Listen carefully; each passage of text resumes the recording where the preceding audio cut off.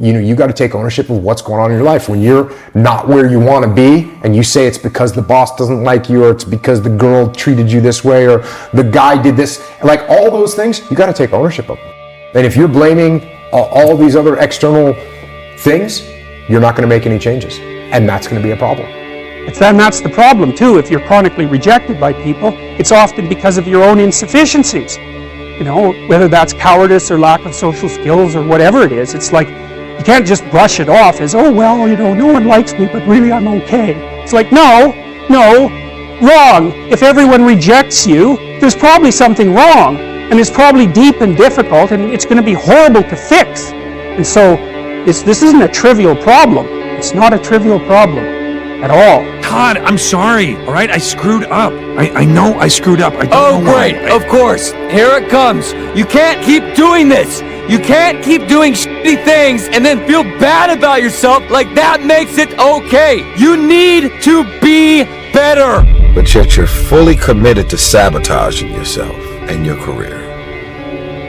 Then you're sitting back stressed out and depressed, wondering why. Why ain't things happening?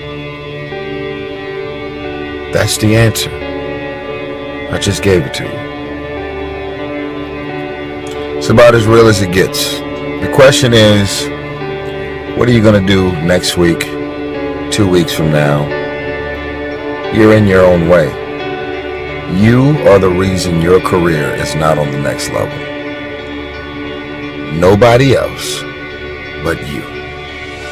When you don't have a true appreciation and acceptance for who you are, and you allow yourself to be immobilized by fear, what happens in the process is that you begin to abuse yourself. You begin to sabotage your life, you begin to sabotage your dreams, you begin to unconsciously work against yourself. You become your own worst enemy. So what do you do about that? Well, you begin to realize that your dream and your gifts have so much meaning and so much value for you till your hunger for them will begin to push you past the fear. Your hunger to have them will give you a special drive. You might be sitting there wondering if you're going to wake up tomorrow and do the thing you said you would. But why on earth would you wonder? This thing you're so uncertain about is literally you. There's nothing in this world you have more control over than yourself. But if you decide to wake up every day, surrender that control to chance, I guess you'll be stuck wondering forever. This disconnect between you and you is unnecessary, though.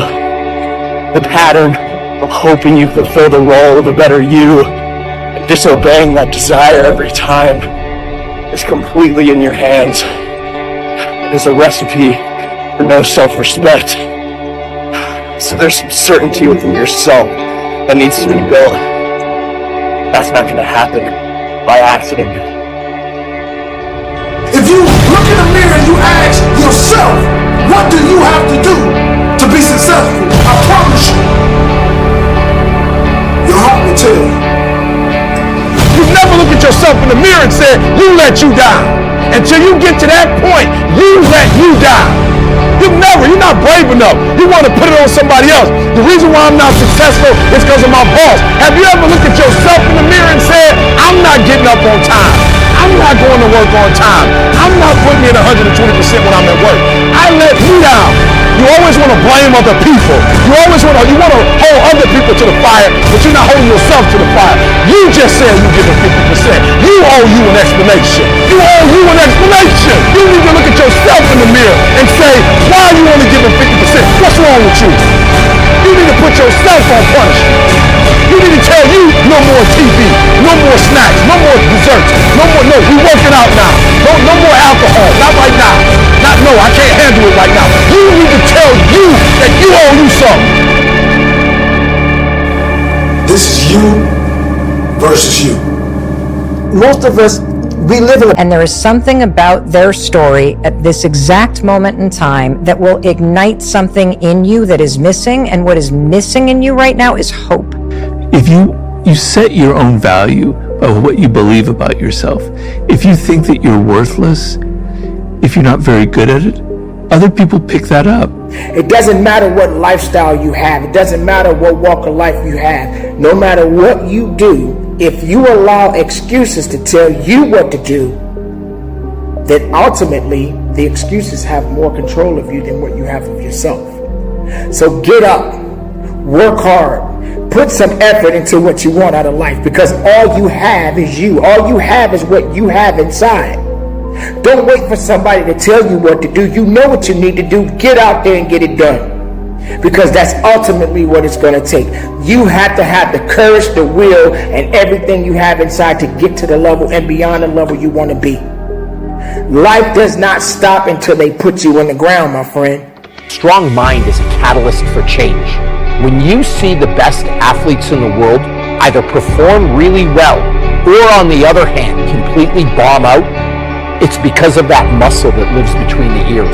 It's interesting to me that the comfortable route is seen as the safest path, but the undeniable disappointment that comes from giving up the ideals of the true self doesn't seem so safe to me.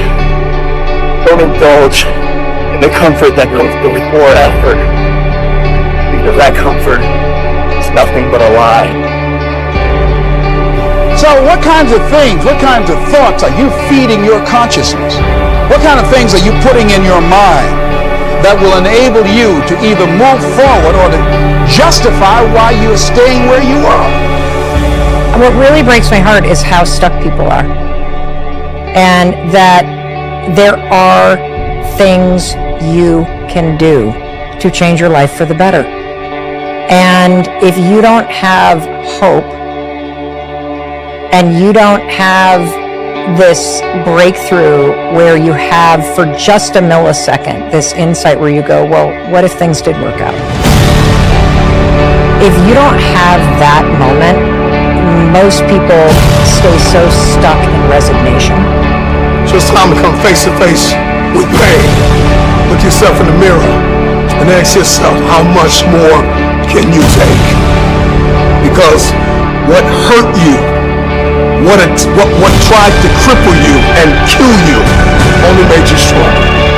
You have the capacity to whatever comes up, to handle it, to face it. And rather than feeling powerless, you begin to feel powerful. My content creators, my entrepreneurs, my musicians, come on, my keynote speakers, my captains of industries, my CEOs, from the captain to the cashier, there is more in you. Stay-at-home father, stay-at-home mother, lawyer, doctor, hygienist, author. I don't know who you are, where you're from, but there's more in you. You may be hurting, you may be dying on the inside, but you still got life left.